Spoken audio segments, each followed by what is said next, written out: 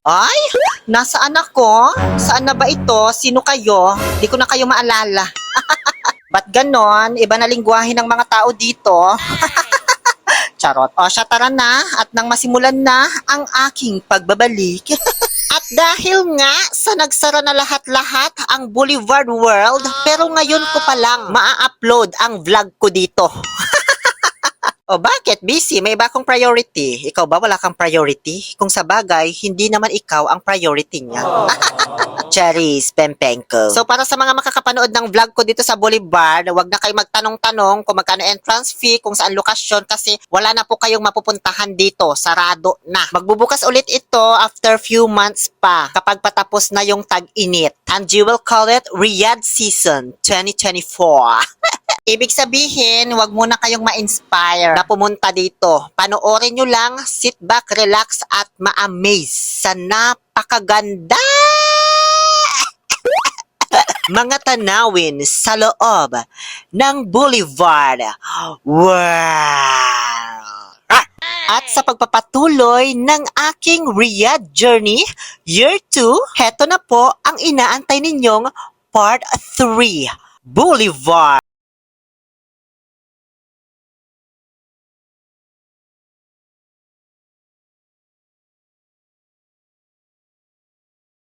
At Shaw Boulevard.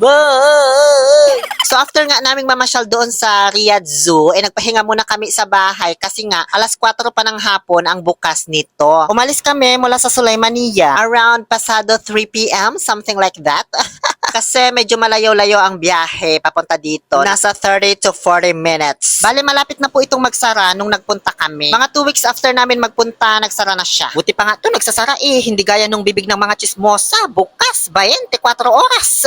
Dahil dyan, mura na lang yung bentahan nila ng ticket. Nasa 29 realizations per head yung bili namin. Di ko nga lang alam kung magkano ticket sa kanilang normal operation. 100 plus siguro. Basta sa kanyo na alamin kapag nagbukas na lang ulit. So after namin mag-Sandara Park ng sasakyan, na sobrang dali lang kasi hindi naman masyadong crowded ngayon. Malamang dumiretso kami doon sa may gate para makapasok kami. Pinakita lang yung ticket sa 2 tao. Ewan ko ba ba't 2 tumingin dyan. Ayan yung pangalawa kung saan i-scanin na yung QR code. Tapos diretso ko na dito sa parang, ano ba to, parang airport na to kapag mag-check-in ka na. Siyempre for safe and sound, baka mamaya nagdala ka dyan ng cellphone na may keypad. Mabangbang into the room ka talaga, sinasabi ko sa'yo.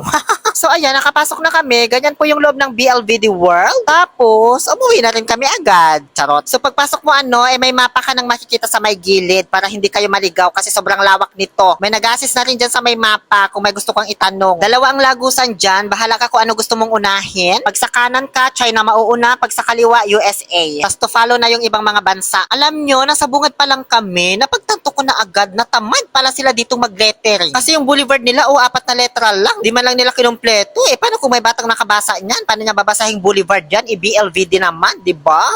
Charot. So, yung parang kuweba sa likuran ko, yan po yung kaliwang lagusan. Ang mga bubungad sa'yo dyan kapag pumasok ka ay ang UK, USA at France. Dito naman yung kanang lagusan kung saan kami unang papasok. Kaya tara na, simulan na natin ang paglibot-libot na parang barangay tanod dito sa VLBD World. Ay, ba't dyan ka? Sa kanan tayo. Oy, hindi dyan. Unahin natin yung China. Diyos ko, itong D&J Power Couple na to, follow nyo pala sila, ha?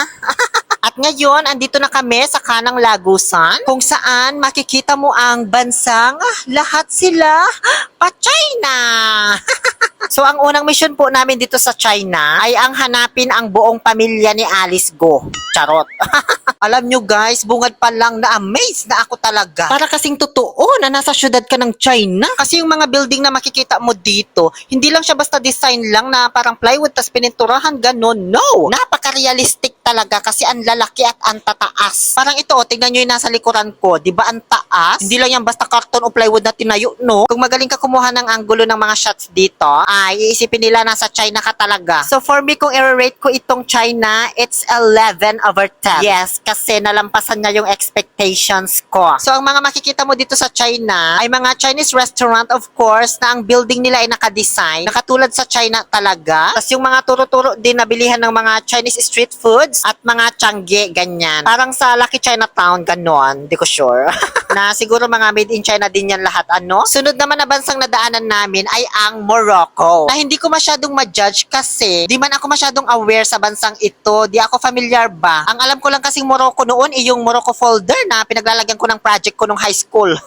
So, ang makikita mo dito sa Morocco ay yung bilihan ng mga pabango, mga antique, ganyan. Kaya nga inamoy ko tong fountain nila kasi expect ko pabango din yung lumalabas dyan. Hindi pala, tubig lang, Diyos ko. Bali, may isa lang akong napansin dito, guys. Ang gagwapo ng mga nagbibinta. May nahagip nga ako ng camera ko. Ito, di ba ang pogi? Sir, Morocco ka ba? Kasi, Dax ka eh. Anong connect na natin? So, dahil sa may gwapo, kahit hindi man ako masyadong maalam sa bansang ito, I will give it a 9/10 na rating. Hindi siya ganun kalawak katulad ng China. So, next country na tayo, baka ma-fall ako dito. Lumalandi na naman Andito na tayo sa bansang Italy. Ganyan kasi pag-pronounce ng mga lokal dito, Italy, hindi Italy. So, kitang-kita nyo naman siguro kung gaano kaganda. Kaya kahit di na ako magsalita, background music na lang. Charot. Ang nagustuhan ko naman dito ay yung ambience niya. Para kang nasa Italy talaga. Tsaka napaka-peaceful ng lugar. Mga Italian restaurant din nila dito ay dinisign na katulad ng mga buildings sa Italy. Alam nyo guys, kung gusto nyo ng picture na may pagka-dramatic, retro, ganyan, dito kayo magbabad sa pag-pictorial at ubusin nyo yung 64 GB na memory ng phone nyo. Kasi, ang sarap dito mag-picture kahit hindi ka masyadong marunong. Alam mo ba yung feeling na bawat click mo ng camera tapos titignan mo na yung output? Mararamdaman mo yung satisfaction kahit hindi ka ganun kagaling kumuha. Ganun ka-effective ang tanawin dito. Kaso ang pinagtataka ko lang, kahit maganda yung lugar, hindi siya masyadong crowded. Di ko lang sure kung dahil ba sa konti lang yung namamasyal ngayon or dahil sa more on Muslim yung mga namamasyal dito. Tapos pag sinabi mo kasing Italy, di ba, andyan yung Rome, andyan yung Santo Papa, more on Catholic ba? Kaya di nila masyadong bet puntahan. Well, theory ko lang naman. Pero at least, di ba, nagmistulang peaceful tuloy yung lugar. Tignan nyo nga, di ba, halos mag-isa lang ako dyan. Wala kayo makikita masyadong mga naglalakad-lakad. Kaya for me, this is 10/10. Dahil na-meet niya yung expectations ko. At in fairness, pogi rin yung nagbabantay sa may bangka. I think Italiano din siya.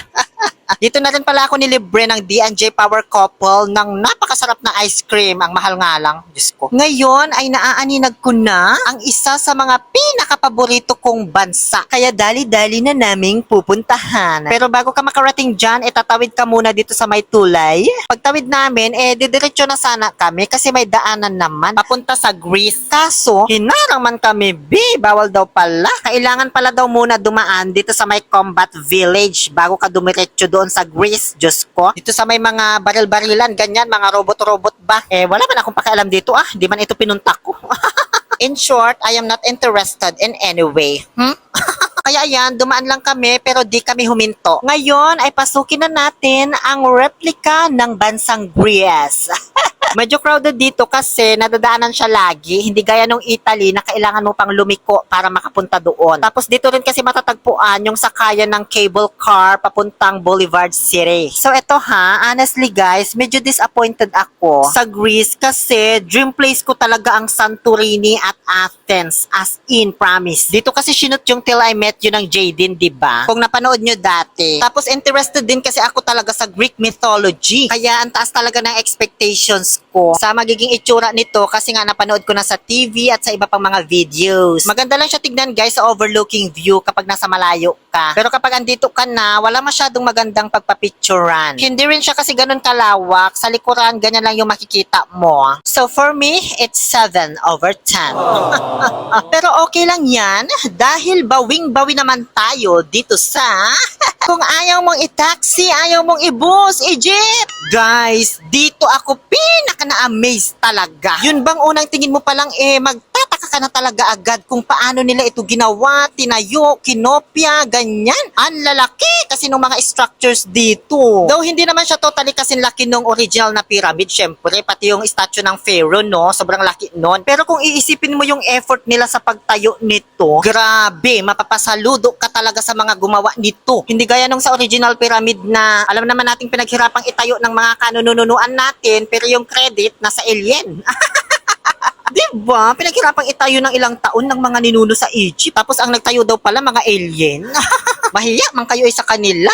So tignan nyo itong statue ng Pharaoh ha. Para makita nyo malaki talaga yung pagkakareplika nila. Ayan o, diba? Hindi siya basta-basta B. O siya tama na kasi sinita ko dyan nung nagbabantay. Bawal daw pala umakyat. So rate ko na agad, it's 12/10. Pakak na pakak. Mas maganda mag-picture dito guys kapag hindi pa madilim para mas kita yung kulay ng mga bato at yung pagka-desierto na ambience. Kasi kapag gabi, puro ilaw yan. Ano yun, nasa desierto ka, tapos panay ilaw. Parang hindi na masyadong realistic, 'di ba? So paglampas namin dito sa Egypt, wala mo nang replika ng bansa nakasunod. Ang makikita mo dito ay itong parang Globo sa Mall of Asia. Tingin ko guys, para siyang speaker na malaki kasi ang lakas ng tunog niya, dinig sa buong boulevard. Ayun, The Planet Cinema pala yung pangalan. Anong planeta naman yan? Jupiter siguro ano? Charot lang. Ano ba yan? Kailangan ko ba talagang i-explain sa inyo lahat ng mga makikita ko dito? Gigigil ako Ano ako, tourist guide? Vlogger lang naman ako. Uy! Tapos dito mo rin makikita yung head office ni Meta. Ayan kaya kapag di kayo pinasahod sa Facebook, dito kayo sumugod. Charot. Basta puro mga entertainment zones na yung makikita mo dito. Di na namin masyadong inisa-isa. Basta tapos ko na pong maipakita sa inyo yung first half ng mga bansa dito sa Boulevard World. Abangan nyo na lang po sa part 4 kasabay na ng ating finale ng aking Riyadh journey. Yung iba pang mga replika ng bansang makikita dito like India, Mexico, Spain, USA, France, and United Kingdom. Kasi naghahang po yung phone ko ng malala. Diyos ko. Sobrang bigat na po kasi yung ino-occupy na memory nitong ine-edit ko na video, as in, nasa 6 GB na. Kaya kailangan ko na po talaga itong i-export. So, yun lamang po. Maraming salamat sa panonood. Muli, ito po ang inyong Happy Pill Oliver Castro na nagsasabing, no to toxicity. Let's make our people happy. See you on part 4.